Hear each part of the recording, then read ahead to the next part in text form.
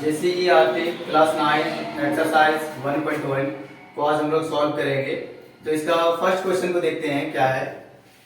क्या शून्य एक परिमेय संख्या है? क्या इसे आप p बाई क्यू के रूप में लिख सकते हैं, जहां p और q पूर्णांक है और q नॉट इक्वल टू 0 है।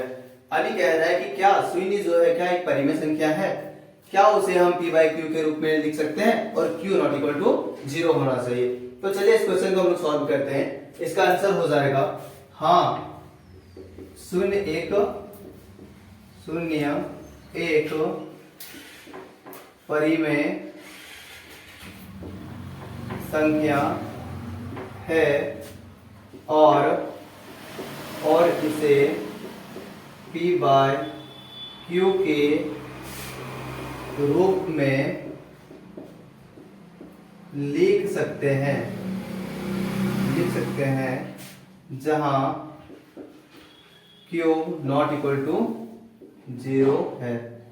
आंसर, लेकिन इस क्वेश्चन को समझते हैं हम कि शून्य जैसे परिमेय संख्या है इसे p बाई क्यू के रूप में लिख सकते हैं, क्योंकि देखिए परिमेय संख्या किसको कहते हैं हम लोग, इसे p बाई क्यू के रूप में हम लोग व्यक्त कर सकते हैं। तो शून्य है, शून्य इसके नीचे कुछ नहीं तो क्या हुआ, ये मेरा p हो गया, ये मेरा q हो गया, यानी कि p बाई क्यू के रूप में इसे व्यक्त कर सकते हैं।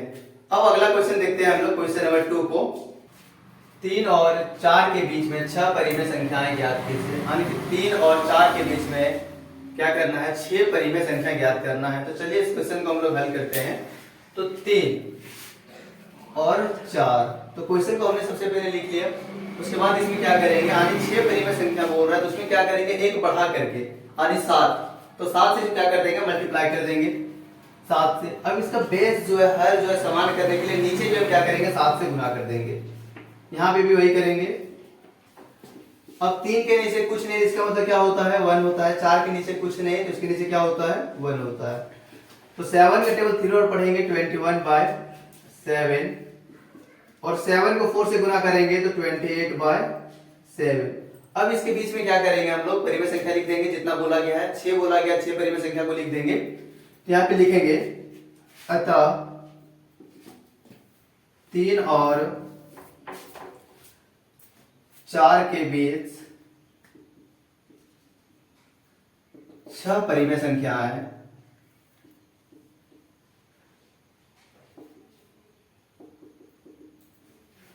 संख्याएं 22/7, 23/7, 24/7, 25/7, 26/7। चलिए क्वेश्चन नंबर 3 को सॉल्व करते हैं। 3/5 और 4/5 के बीच 5 परिमेय संख्याएं ज्ञात कीजिए। यानी क्वेश्चन दिया हुआ है मेरा 3/5 और 4/5 के बीच में क्या करना है, मुझे 5 परिमेय संख्या निकालना है। तो चलिए इस क्वेश्चन को हम लोग सॉल्व करते हैं।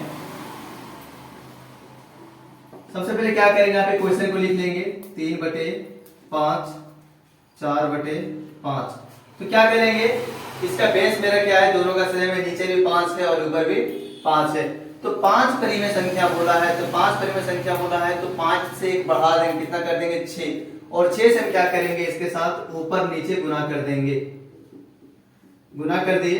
अब यहाँ पे इक्वल देकर क्या करेंगे, इंटू कर देंगे। 6 दिया 18 बटा 6/30, 6 छके 24 बटा 6/30।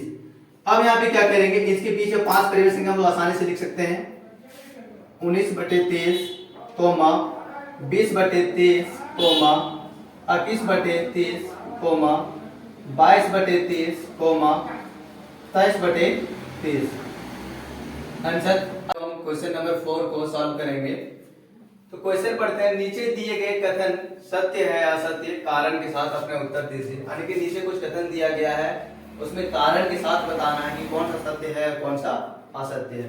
तो फर्स्ट क्वेश्चन है, प्रत्येक प्राकृत संख्या एक पूर्ण संख्या होती है।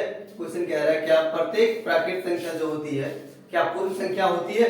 तो इसका आंसर हो जाएगा सत्य है। क्योंकि सत्य है, क्योंकि प्रत्येक प्राकृत संख्या जितने भी होते हैं सारे पूर्ण संख्या होती है। क्योंकि प्राकृत संख्या लोग किसको कहते हैं, जो 1 से शुरू होकर के अनंत तक जाता है उसे प्राकृत संख्या कहते हैं, और जो 0 से शुरू होकर के अनंत तक जाता है उसको पूर्ण संख्या कहते हैं। तो पूर्ण संख्या के अंदर एक से लेकर अनंत तक सारी संख्या आ गई, जो कि मेरा क्या है, प्राकृत संख्या है। इस तरह से जितने भी प्राकृत संख्या होती है वो सारे पूर्ण संख्या होती है। अब अगला क्वेश्चन देखते हैं दूसरा, प्रत्येक पूर्णांक एक पूर्ण संख्या होती है, तो इसका आंसर हो जाएगा असत्य। असत्य क्यों होगा? क्योंकि जितने भी पूर्ण संख्याएं होती है वो सारे मेरे क्या होते हैं, धनात्मक होते हैं, और पूर्णांक क्या है, ऋणात्मक। उदाहरण के लिए यहाँ पे ली है -2। -2 मेरा पूर्णांक है, पूर्ण संख्या नहीं है। क्यों नहीं है? क्योंकि इसमें ऋणात्मक साइन है, और जब ऋणात्मक संख्याएं होती है वो कभी पूर्ण संख्या नहीं होती है। अब अगला देखते हैं तीसरा नंबर का, प्रत्येक परिमेय संख्या एक पूर्ण संख्या होती है। यानी कह रहे हैं प्रत्येक परिमेय संख्या क्या एक पूर्ण संख्या होती है, तो ये हो जाएगा असत्य हो जाएगा। क्यों होगा? क्योंकि मेरा जैसे 1/2 मेरा परिमेय संख्या है, लेकिन मेरा पूर्ण संख्या नहीं है। क्यों नहीं है? क्योंकि यदि हम 1 को 2 से डिवाइड करेंगे तो 0.5 आएगा, जो कि मेरा पूर्ण संख्या नहीं है।